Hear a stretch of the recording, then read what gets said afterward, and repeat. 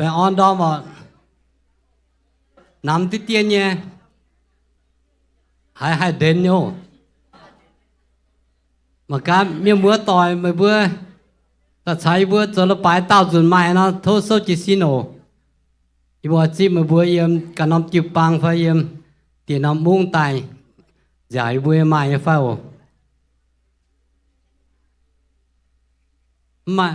mai tao ở choang hải mai mi ở tài bữa anh hỏi tài chỗ có công đâu á số cái tiền bút choang mi ở lại chi mà bữa chỉ chúng ta thành chết số công quá hỏi bữa ta chỗ lâu là bán tu hoàng rồi mi mảng cả đi bán để tòng qua bật giàu phân giàu lại chi nóว่าbữa chỗ lại hàng uy bữa chỗ công ấy miền nóว่าchỗ tu khâu giờ lại chiว่าhành nè bỏ tu ta tung là bữa bữa nhận được lại chi nhìn đồ nít tung ở mà ta ta thấy bữa chỗ là bài ở đó bữa cả nhà family ha na nhà ngã làm tòng ở đâu bữa giờ chung bèn on nhá bữa tê đâu à tại tôi tháo ý đom như chung bèn on nhá không tại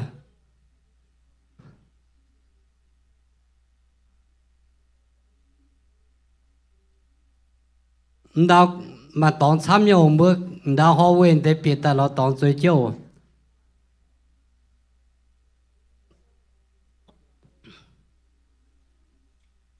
bữa ta cáo khó chiều lại xin chiều bèo chi bữa chung có yêu có mùa tu dần thảo chiều sinh tin tai phụ sự chiều chẳng tiết chiều thu ý đó mà mai nhụt nhạt nắm nhá bà mà chiều bùi bữa tiêu tức chia mà chiều bùi bữa tu nhụt mà chiều bùi bữa tu biểu như yếm chiều ta sẽ lông hại chiều chạy bữa tu yếm nhà bèo bữa ý đó tức chiều bèn on vậy yêu anh thao tao non là bài hiện nay chim nhẹ lá bữa lại chiều bèo chi xuống tu bèn on như dần thầy phụ sự chiều mà tây ấm tu tai yếm béo phải mình dạo tiền năm tòng mà chiều bèo rồi mà bèn on như mình mà bèn on như dần mà bèn yếm béo nhưng mà chiều chạy đồ tu yếm nhà trò đồ bèn bữa nữa hay tu lông như ở chiều ít ra năm chiều ý bộ chiều quan như bộ lại chiều tỏ chia tây suy bùa amen.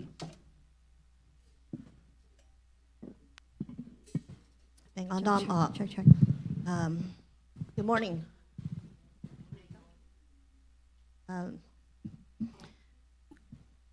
Johann the bit sang chip yem gong. Yesu angel zwang mien nin gong. Ye se jang chiu pam king. Hai tao gan ye. Wo tao ye liu. Mai chiu yang huang gunyo. Chung tu jang chiu nin ye meng. Amen. Bữa lâm giờ chỉ xin bà dương hai vấn đề查出不说这bà dương为不买耶稣不买也留你讲 shine Jesus shine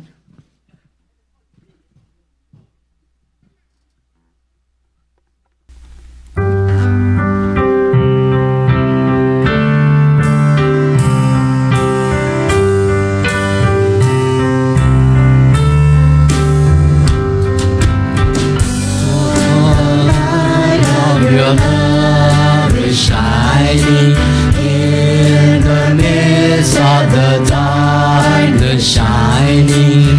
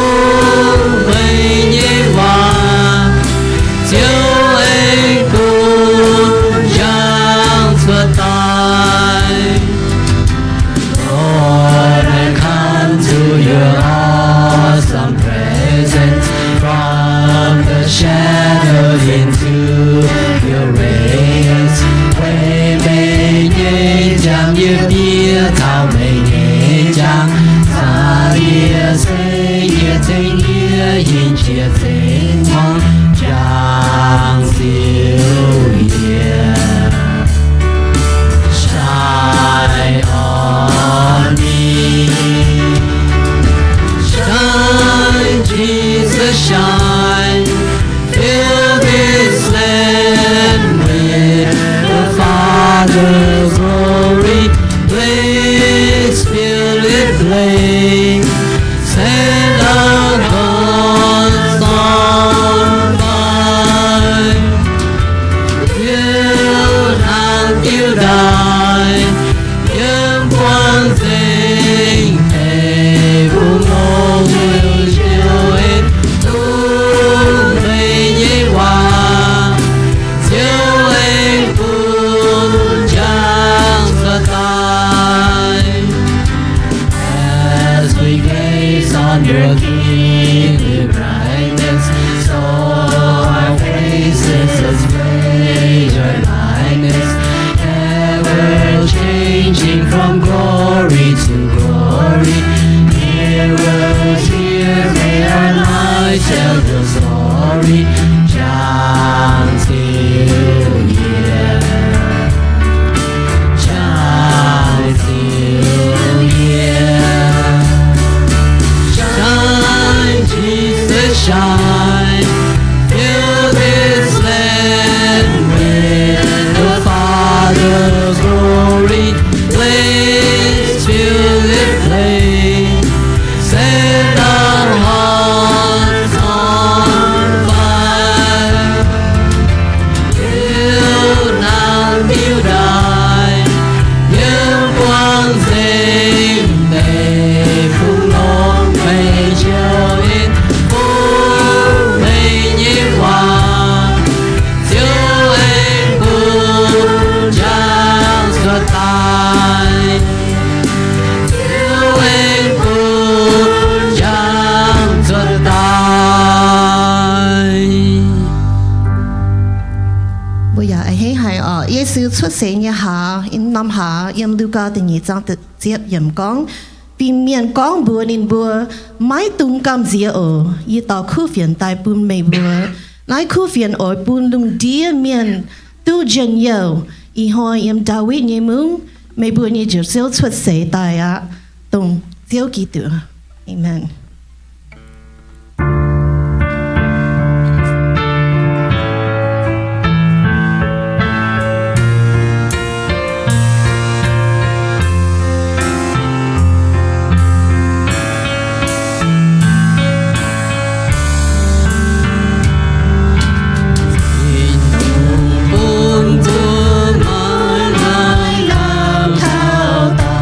subscribe cho kênh Ghiền Mì Gõ để không bỏ lỡ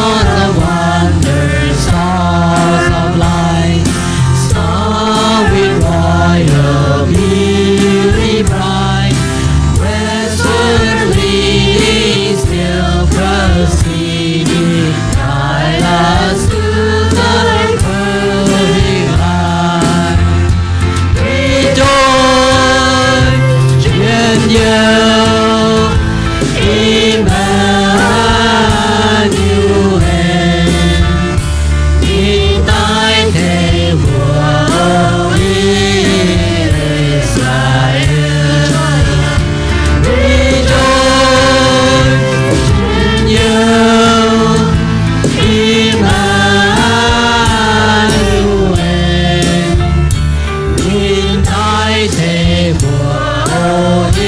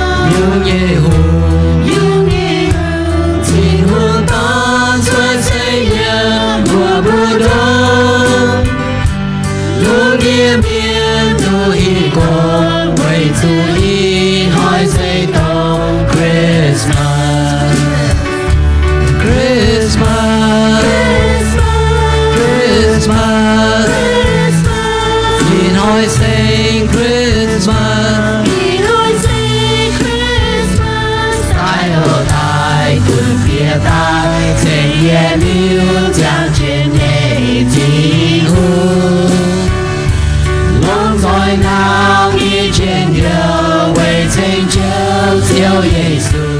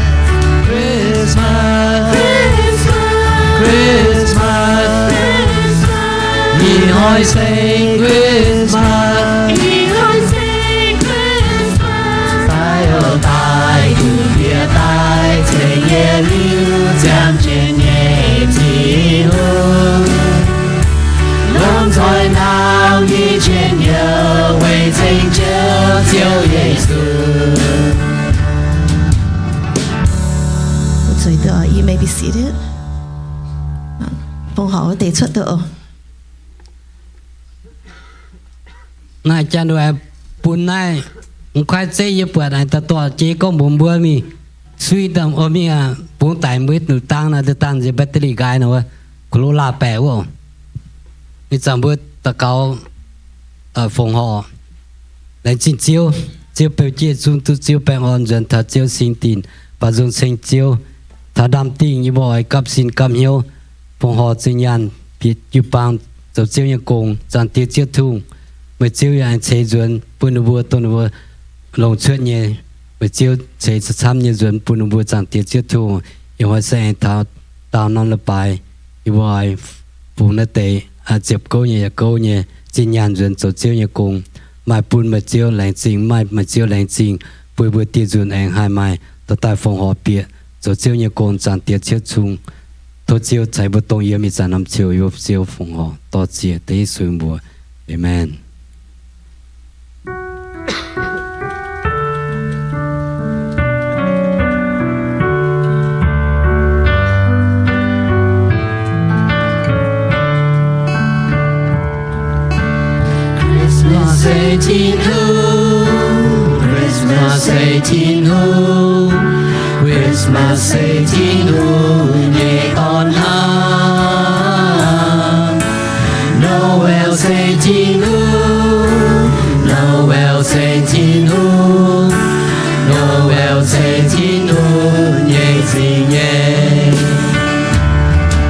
vì đôi ưu điên mà trên nhau ai với tu chiều chiều chuột sen hoàng nói chiều ba tay cá bồn với oi oi oi anh vì bao nhiêu em ra vui em on trên tao tao nhẹ nhàng kia vừa thì oi tao tiêu xem thu Christmas 18 Christmas 18 Christmas 18 nhẹ tóm nát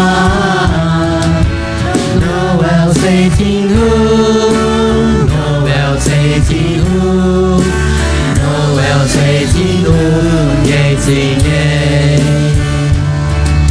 Giêsu thiên hương nhẹ tóm nhẹ lâu tay với oai chờ mùa thủy miên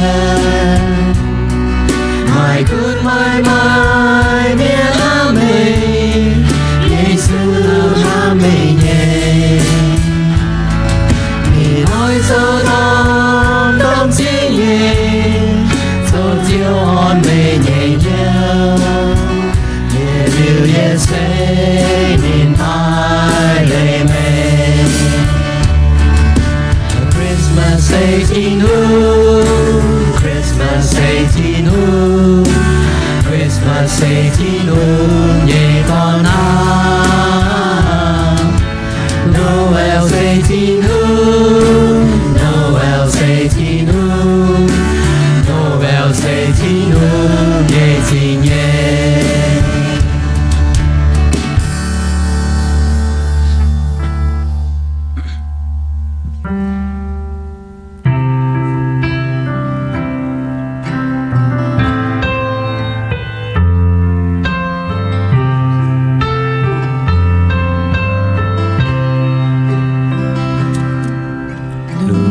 Nhớ bọn hãy xua tay Yên hiếu trong thao Giêsu Mình chẳng yêu mình chiếu nhé em buồn nhớ yêu đưa xuân tay Yêu lòng danh chia thành chiếu Yêu lòng danh yêu nam mê Mình nhớ chẳng thao ham nhớ liu mai châu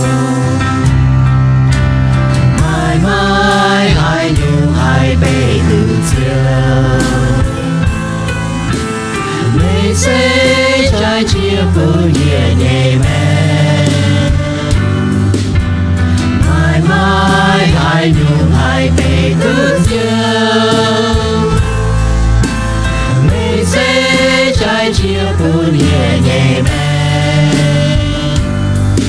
Đừng muốn nhớ quan hệ xua tay Nhìn nhiều trang Giêsu để nhẹ nhàng yêu mây chiều nhẹ buồn nhiên đau buồn hỏi xua tay nhìn nhiều trang thao Giêsu con nói nhẹ nhàng yêu mênh mây chiều cầu trên nhẹ mang trên nhẹ yêu lòng danh chia thành chiều yêu lòng danh yêu nam mê Đừng nhẹ nhàng sao nan nhẹ liu mai châu Mãi mãi hai nhung hai bể từ chiều Mây sẽ trái chia buồn nhẹ nhẹ mẹ Mãi mãi hai nhung hai bể từ chiều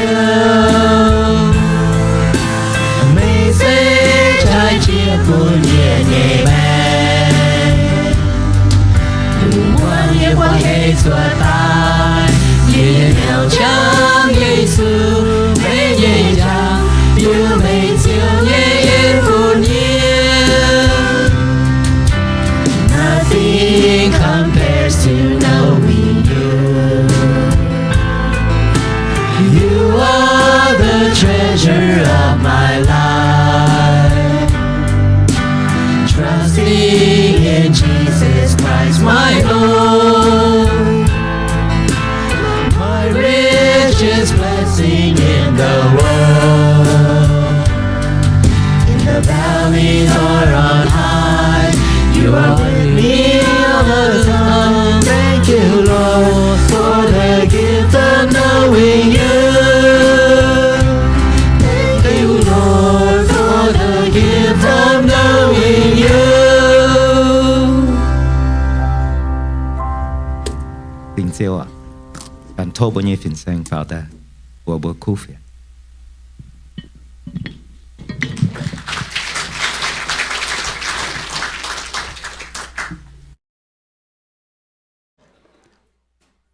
Hello. Good morning. Good morning. Bài hòn đom.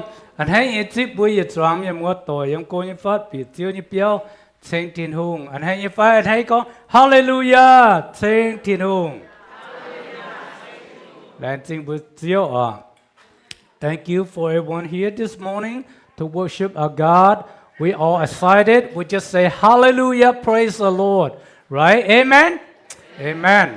Lên trên thiên hùng bữa lên trên hai nửa bữaต่อตรงยี่กวนต่อตุลงหายนบทีมworship team บัวแลนซิงนบ worship team เกี่ยต่อตุลงหายแลนซิงทีนงใส่ฟุกปูนอันให้ก็อีดหอยไว้จุบัวเมียนมัวต่อยสกิงจ้วงเนี่ยน้ำเนี่ยตีนหอลงดีนะน้ำหายบัวจุดจุลงบัวเนี่ยลือหูเสียวเตะสกิงน้ำเนี่ยปะแลนซิงบัวโตเจียงหูชุดตายสัจจะตายเลยไปต้องไปสู่ทีนงใส่ฟุกปุ่นบัวอันให้หายบัวเป็นเจียวยังฝัดช่วยเจียวยังตอนเจียวยังเสียบัวหอบตัวอันให้เยี่ยมที่นู่นจำเฮียนเอเมนอีนเขากินโซยก้อนถักคู่เมียนถักอ้อเมียน the righteous and the wicked เยี่ยมนายสิงซุงโซแต่เย็ดจังแต่เย็ดมันทัดตะลัวเยี่ยมบัวหมางกันโตกินโซเนี่ยว่ามาทำเจียวบัวต่อตาลงตุเจอโหเต้าบุก็มาอีหนูเมียนไปอีเซตเมียน the two kinds of people บัวหมางเท่ากองตีเย็ดคู่เมียนเสหเต้าหันยูเมียนหัดจางเมียนหัลานเมียนคู่เมียน look at the righteous person who is righteous person and who is that person how do you know distinguish the righteous personบัวหมางเท่ากินเซลในกองเท่าคู่เมียนใส่ไม้ดูล้านหังบัวฮิตุเต้าอย่างไฟโอเคเยซูคู่เมียนใส่ตรงเยซูหัง the Bible clearly states the righteous man is Christ Jesus เยี่ยมกินเซลในกองเท่าเยซูจะเป็นคู่เมียนบุกองเท่าเยซูตรงอ้อเมียนใส่ตรงเต้าเสอาดัมเนี่ยตัวทรงเป็นเหี้ยวไฟเป็นเหี้ยวเยซูเมียนเยซูเนี่ยตัวทรงเสตรงการเยซูพระเจ้าเมียนเป็นเยซูเนี่ยเมียนเอเมนหลังจริงทิ้งหงเจ้าหลังจริงเจ้าเองทุกเจ้าต่อจีบัวอีดอมเปียทัดเจ้าเปียวเจ้าสมเฮียนปุยบัวหายตู้จวงเกียนปุสูเจ้าอย่าจวงเกียนหมางทัดเจ้าเนี่ยว่าทุกเจ้าอย่างสิ่งลิงต่อจีเจ้าไม่เปล่าแต่จริงจังที่โอ้ยตาเก่าในยิสุยบัวเอเมนบัวลบจอดถ้าเจ้าโตมังกาโอเจ้าโตเมียนว่ามาออนหล่อเนี่ยเมียนเสมัยวางเมียนวายเมียนเนี่ยเอ๋ไม่ย่างจุยเมียนเนี่ยเจ้าเบียอย่าไม่เฉาหัวทิ้งหงเนี่ยเมียนจวนเจ้าย่างตอนจวนนี่อันให้เจ้าเนี่ยเลยหลัดเจ้าเหยียบไฟฟังนี่เนี่ยเลยนี่เสหังติวเดียงจวงบ่ดูเห็น chịu giang hồ xuất biểu nom ya mai gai yếm nín dấu nhẹ nhung nhung tút đống bà miền ngoài miền giống mà hàng này nên bữa sẽ hàng bia chủ giáo buồn gián mình thảo xiêm chuối nhé giang hồ miền ngoài miền ở chủ thiên hùng tỉnh chuối miền ya mai tu chào cấp chốn nhé khu miền yếm为主教就够khu miền nhé教bà ở miền nhé giáo lầu chúng ở chủ miền Amen. Muốn mang tới yên nhẹ à. Hà Lan miền mai ăn hay nhẹ màng giang về thiên hùng, ya tu bọt thiên hùng cho nhẹ công, ya giang về cho khu sĩ. The blessed life is a person who lives practically as though God were present. See God's daily activity and lives with righteous intention. Sẽ muốn mang thao khu miền, mang thao miền ở miền, khu miền tu thiên hùng yêu phú. Thế như phải, the righteous person, the godly person, God bless him. Khu miền, thế nhung nhung yếm thiên hùng bung thiên hùng mang kiến thiên hùng yếm chính Giêsu yếm chính mang kiến the righteous person that in God's side God watch over him sự con ở miền ở bung hang đó thiên hùng yếm bằng thiên hùng yếm chữ cầu the wicked person God's not watch over God's not protect because he is wickedness person.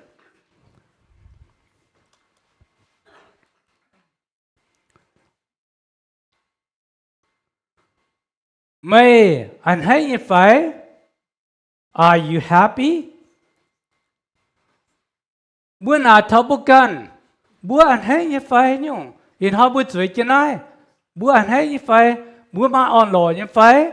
The question we're asking ourselves, you sit in here, are you happy? Are you joyful? What do you think yourself? Mình hâm ta mình tổng hay nhung miến, mà dân nhiều như miến, bố mạng tháo, tự nhiên mình tháo, tầm miến nhậu nhậu nhá ở, quên đấy ha. Yếm ta lùa mới ló diệp, miến kết kiến dễ nhá ở thế như phải mang tháp phẳng yên ấm phẳng chơi bữa ở chỗ yếm hấp bún bữa ở chỗ kín hay nhung mèn bữa mang tháo bữa can bữa sông hát xét bữa tôm hiền mắm hoàng yêu bữa lan phải tôm hiền giang bữa lan bữa xiên Giêsu miền you have to know your heart you have to know what kind of person you are in the unhappy person or happy side? Look at yourself. You can tell. Bữa gì đông ta nói bữa chết chết tai phải, miền mắm hoàng cái tai phải. Look at yourself. When you came here this morning, are you happy? Are you smile? Or are you unhappy? What side are you on?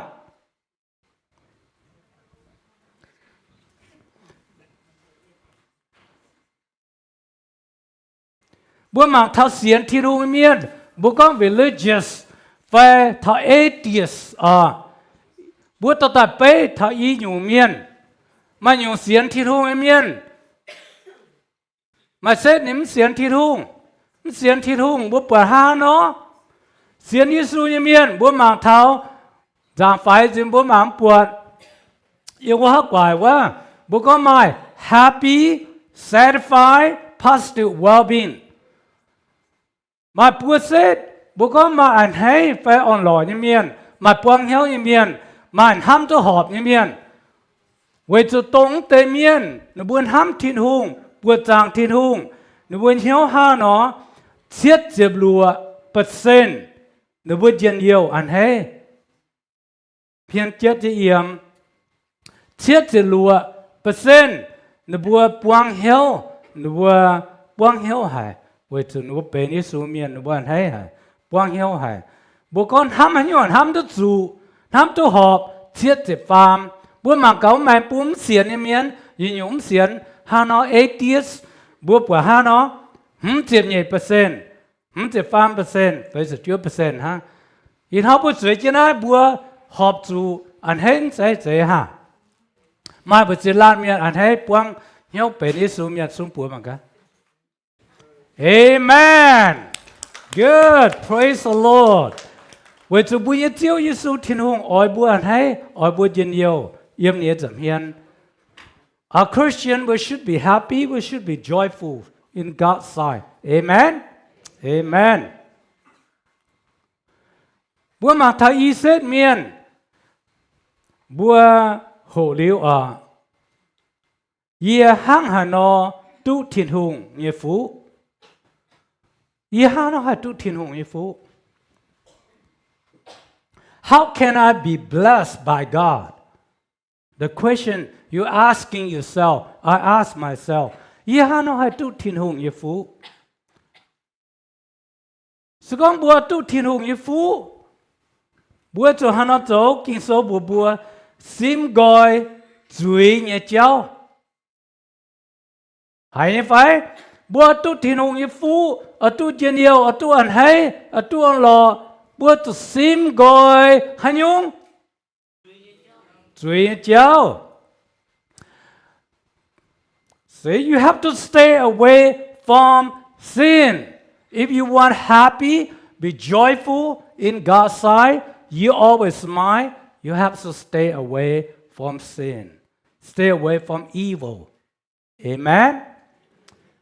Em khang thì có bùa tu thiên hùng như phú, bùa chỗ anh hay thiên hùng như hòa. Mà chỉ lan chuối chân anh bùa anh hay thiên hùng như hòa. Bùa chuối chân anh mà chỉ lan anh hay xuống bùa mà cả. Anh làm tới xuống rồi mà tới mua mà anh hay nhung bùa anh hay nhung. Anh hay bùa lại chế sâu. See, you need to be delight in God's word. You don't want to read other book rather than God's book, right? Other book can lead you to destruction. God's word leads you to life. Amen? See, that's why bua la la miên ở chủ anh hay kinh số như bà đom tin thiếu hàng bua chủ anh hay kinh sâu như bà tù chết kinh sâu như bà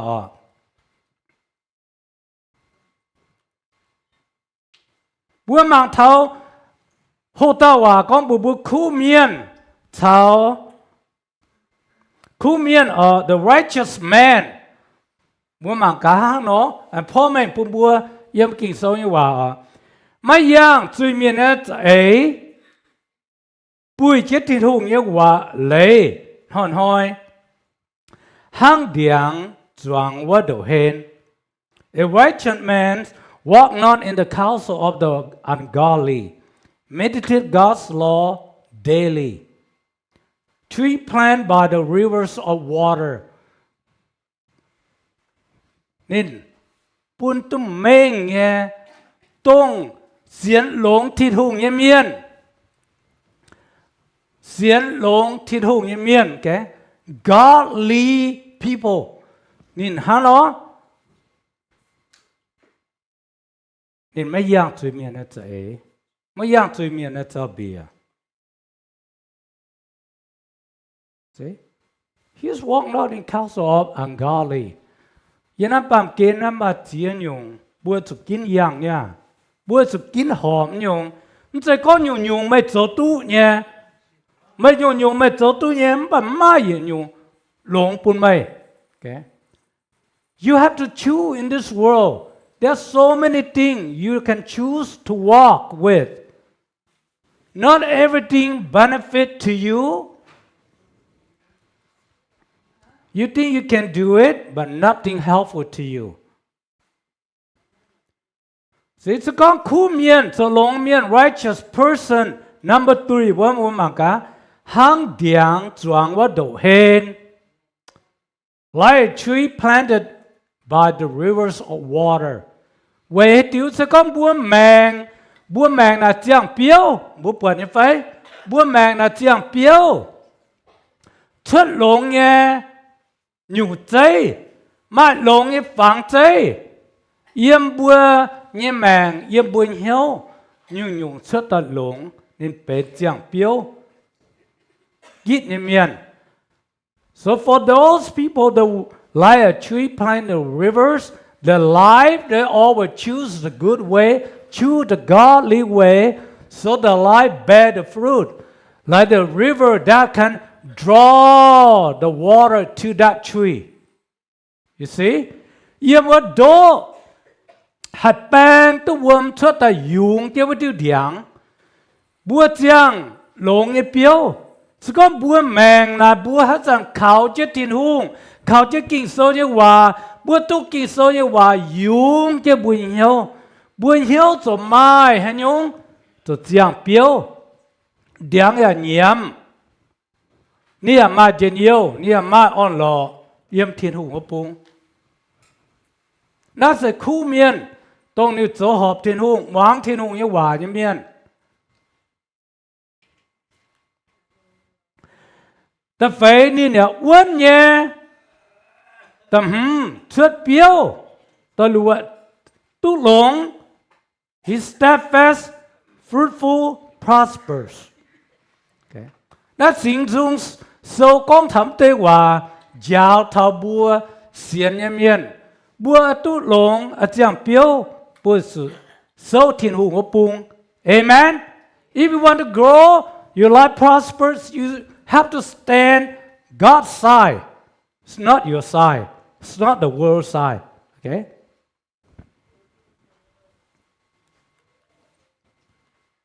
Nè mang thao vài nhé ó miền. Okay? Kinh sâu bùa bùa ó miền. The wicked. Hang nó. Tông nó nhung miệng ha nó. Might win. Unstable. Hang bia like a chaff. Bia là xếp máu nhé, khung nhé, mà hay nhung. Sẽ có một chỗ đầy như miền, sẽ có một chỗ béo tai, mũi béo, mũi chút là máu nhé, mũi nó chỗ. Nhóm quảng phải ở chỗ nhau quảng mới ở thế ha. If you farmer, you grow, you plant rice, what happened? The rice stalk is like a chaff. What are you going to do? You blow it away, right? You grab and throw away. No use. Chụp áo là má tao lộn thế. Chụp áo là bữa cho nhung. Tao mới bút túng nhận thế ha. Túng nhận. Oh, you có bữa miền nhà túng nhận á? Wow, that's interesting. Nhưng mà những nhà nào chụp áo? Who can eat? Búa quảng. Ok, nhưng búa quảng họ mà. Dù tôi kinh sâu búa sử búa quảng mình. Cái này con chụp áo nhung miền ungodly, wicked person. Ở chỗ xiêm chuối, thảo gà lại nó. Ở chỗ xiêm chuối, under punishment. Okay. To miệt will perish. Kỳ sâu con bùa bùa thảo gà lại thôi. Tụng nó nhung miền ha nó. Ở chỗ miệt will be destroyed, will be perished. Bùa hải lý nó kỳ sâu yêu à bùa chủ tộc ta chong, chủ tộc ta mang, chủ tộc xiêm. Mà cả chủ hát nó hát tao dạng ở bún mà tao hát tao hoàng gong thế hát tao hàng gong là mua giàu rồi bữa mang thấu kỳ tụ miên nhớ nhung chế hàng nó ham thiên hùng tham nhìn nhé lệ uốn nhé giảng biểu ya tu tình ye. Christians love God, love His Word, stable, faithful, and will be rewarded. Christian, Giêsu Thiên Hùng lệnh chân hòa buồn ham Thiên Hùng yên miền buồn tu tình nhẹ. God promise, okay? Promise godly people, those that love God, listen to God, walk with God. At last, what happened? They will rewarded. Amen. Nếu bữa Thiên Hùng buồn bữa hành nhung, cả lan hỏi bữa tu hành nhung, rewarded là bữa rồi hít tu có Thiên Hùng buồn hành nhung, nhiệt liễu như mang. Amen. Eternal life. Thiên Hùng buồn bữa tu nhiệt liễu như mang, chẳng cái đồ. Bữa mà thao ọ miền, giờ ha nó. Ọ miền, the wicked person of people. Ọ miền, quang Thiên Hùng, game nín như lệ, mai uốn, mai chẳng biểu, ya tu tình chui. See? Forsake God, ignore His word, unstable, unfruitful, and will be judged. Chẳng chết ồ. Sẽ con bút dấu vài, dấu bền, dấu ó, dấu thiếu. Chẳng chết cả lại, nói, ở chủ. Xiêm. You have to remember, in life, many things you can do, many things you can choose, but nothing will benefit you without God. Bởi vì nó sẽ rằng, bữa chủ chẳng lộn, bữa nhẹ tìm hà nó con, để bài tông. Ham chiếu, ham miền. Our team of our church, love God, love people. Yên á lùng đĩa, kinh sâu con bùa, nhung chia dành, bà mà hiếu yếm. Ham. Everything will pass away in this world, but love stands forever. Ham là ya hai tái, where's the love coming from? Yếm Thiên Hùng của bung tai, ham ya liu yếm, buồn ham ya cháu, anh ta gang dồn thảo Thiên Hùng. Còn buồn còn nhuần, ham ya còn đỗ sẽ yếm Thiên Hùng của bung. Bùa thảo á, Thiên Hùng của bung, bùa ya tốt buồn nằm ham yêu Thiên Hùng của bung. Nằm ham, ya liu yếm, kinh sâu con, buồn ham chiếu, ham miền, ya liu yếm. Nhung chia dành, tổ Thiên Hùng yêu hòa ya chia dành, bữa tối nhé nhung công như nát bàm kên chia dành, về hết điều chia. Why is passed away?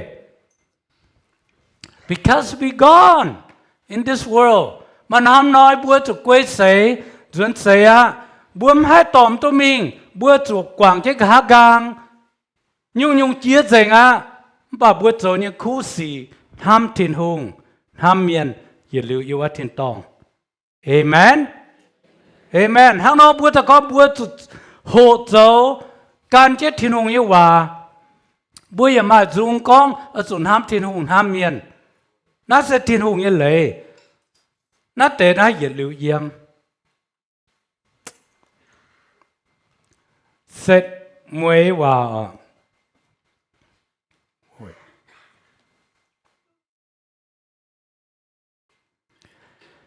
แต่เย็ดกีตูเมียนหอบสู่บุยเจ็ดทินหงแย่ว่าเยี่ยม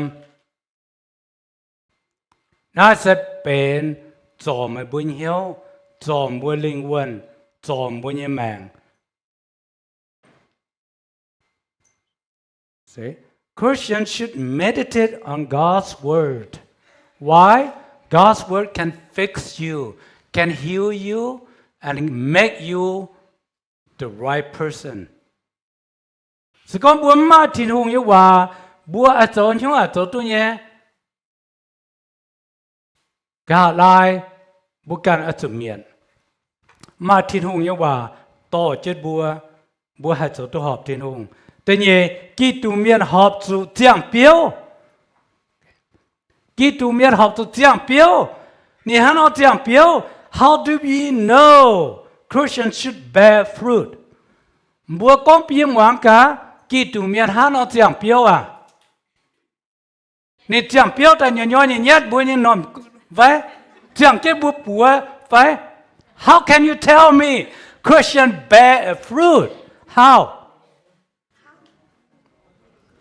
hả tham nè mà tham là bây giờ nó biểu à cho như có bùa thì bùa như dùng chia thì bây giờ quá thiên tông tham nó biểu giảng cho vợ nha nó biểu này lưu giảng cái buồn hiếu thì con buồn mặn tham nè bùa kỳ tụ mía tụ giảng biểu ni biểu nó tụ tham à plus the fruit is love à Galatians 22 con thao đua dùng biểu nè bùa giảng bùa tu bùa chỉ nam nhá.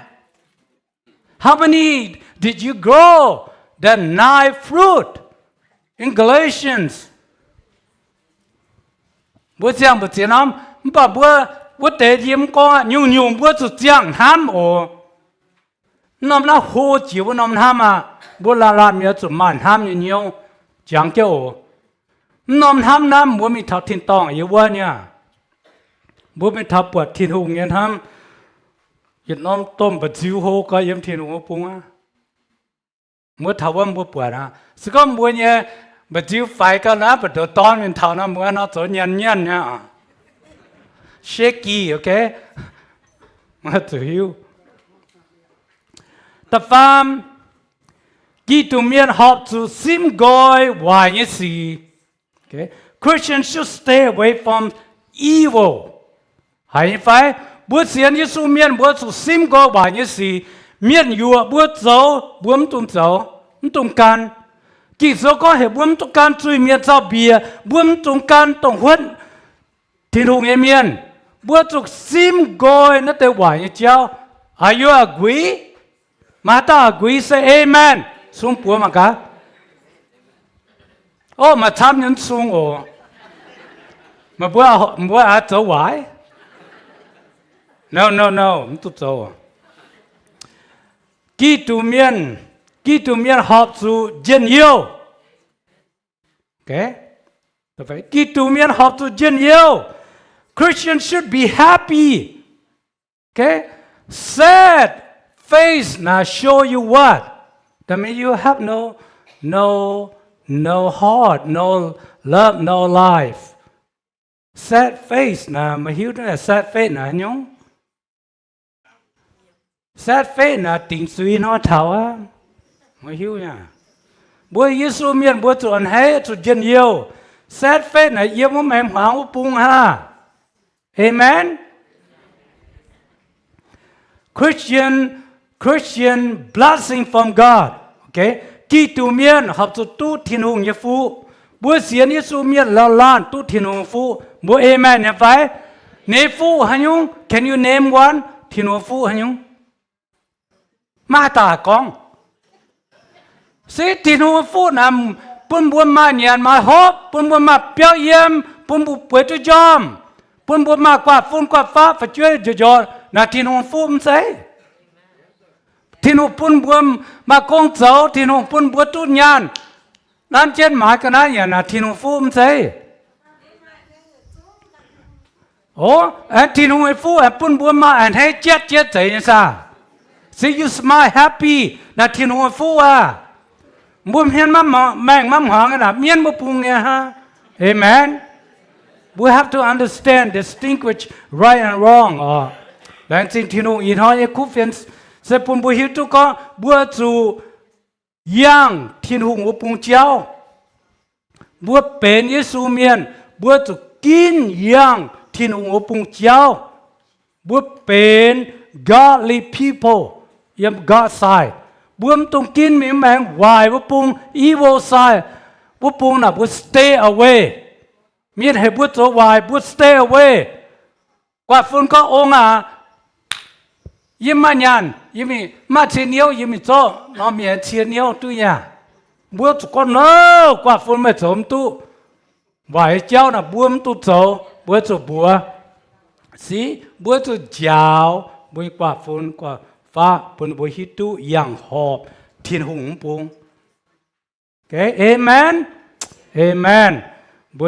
Bữa thảo chiếu chọn tiền nhận sinh hàng ở. Hát chọn bữa thảo bữa nhận chiếu chọn tiền nhận hàng.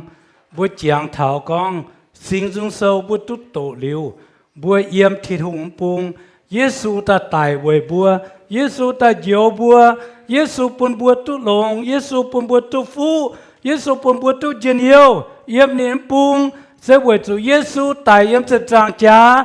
Về bữa quảng bữa nhé chuối. Pun bữa tút bèn on. Tút dân yêu. Sẽ về Giêsu ở chỗ xia nè mạng. Xia nè giam. Ta giáo bữa ba miền đấy chuối. Sẽ như phải? Amen. Hát chăm bữa nhận sinh thang bữa sụt chẳng thà con bữa sẽ chui miên là hôm hai mắt gì tu tim nòm ên bà bữa Giêsu khliên bữa in ham bữa bung bữa hạt tu tim. Thế như phải? Amen. Bữa chân nhận sinh thang chẳng thà con bữa hai diệu bữa can bữa chiếm tu Giêsu diệu bữa chiếm tu diệu Giêsu mai bữa chiếm tu Giêsu quang bùi suy tao bùa biệt thiên chúa, amen phải, amen. Hát ra bùa nhận sinh hàng bùa giảng thao, công bùa dấu hiung bùa lồng tin lồng nhan mãi mới tu biệt thiên tòng chúa, thấy phải. Dù khảo Giêsu như bùa giam, khảo Giêsu tài về bùa xiên khảo nên bùa sinh ta tu biệt thiên tòng, thấy phải, amen. Đó chỉ thiên hùng bữa làm rồi bên sinh tháng nhé miền xuất tu ổ lại trình nó phàm yếu hết chẳng là được lấy năm công lại trình phàm yếu sắm bữa bộ sinh tháng em miền thì chúng ở lại trình thiên hùng thank you in họ bữa lệnh tế ở bữa đàm bữa tiếp sinh tháng sinh uom là kinh sơ giáo thọ bữa godly man and wicked man ungodly bữa ở chỗ ta cả bữa hiếu cha cả bữa mèn hắn nằm tòng bữa giang chủ tòng mình chỉ chui thiên hùng chỉ chui chủ bữa nhiệt chiếu Giêsu là bằng năm sầu bữa can nhiều mồ tôi chúa tôi chúa cái bằng năm sầu bữa nhiệt bữa nữa chào bữa đã cáo hang nhiệt hỏi với kỳ bữa kỳ ba miền cổ này chúng tôi có hệ bữa số đã cáo về lan miền nhiệt bữa na bữa xuống giờ là khu rồi mình phải miêu yết ta cáo bữa rồi nên ta là khu miệng, cái rồi bữa về na bữa rồi ta cáo nhầm bữa như chuối ham toàn tòng bữa rồi thâu bữa như chiếu thì nu thành bữa ở làm cho ta cáo hallelujah thành bữa chiếu bữa thiên hùng chiếu sẽ cho màn hùng như hùng màn chiếu như chiếu bữa sẽ chuối miên bữa chiếu và bữa xiên khảo Giêsu rồi bữa chiếu rồi bữa thiên hùng chiếu kinh sâu giáo bữa mênh nghe chính con bữa mà nhớ chuối chiếu thiên hùng bữa nhiệm bữa can nhớ chuối chiếu thiên hùng chiếu suy bèn phim nhé quảng bữa nhớ chuối phiếu bữa bên chính chính tại nhớ miền bữa làm chính bữa chiếu vậy ý can này nhiệm ý can nhớ chuối về choáng kịp ba miền mua tỏi chung chiếu bữa là lan miền yếm chiếu dùm hiền đảng bữa chip sinh hàng sinh uom bữa thô chiếu như sinh linh cha bữa hiếu mà những chuối trong ghé su bữa sao chiếu Giêsu chiếu thiên hùng thô chiếu su quảng bữa như chuối chiếu anh xin chiếu như en như祷cáo để Giêsu như bùa amen.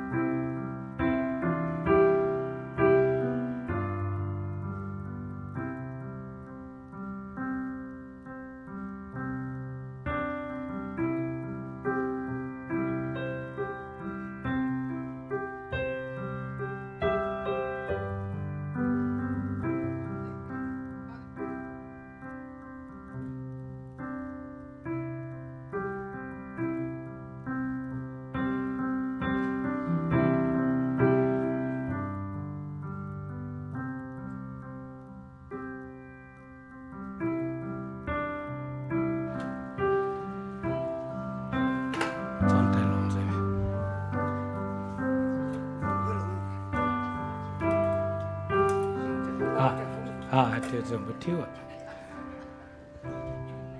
hai tiết dùng bữa thiếu dùng lỗ ạ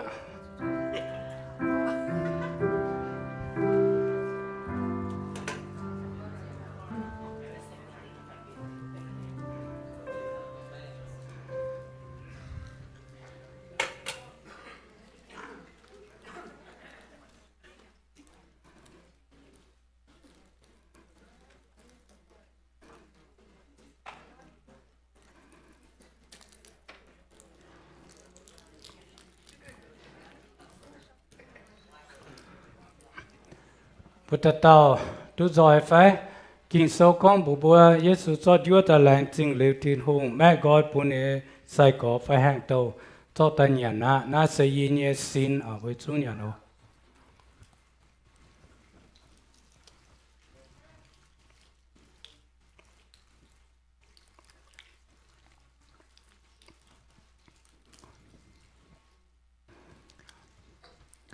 กินโซยังฝิ่นห้างของเยซูจอนอมจานตะแรงจริงเหลวทินหงเหตุเจ้าตะยจุงหกมาน่าเสียจามเหลวชัดตะกว่างบุเมียนทำให้จุยอ่ะจุงหก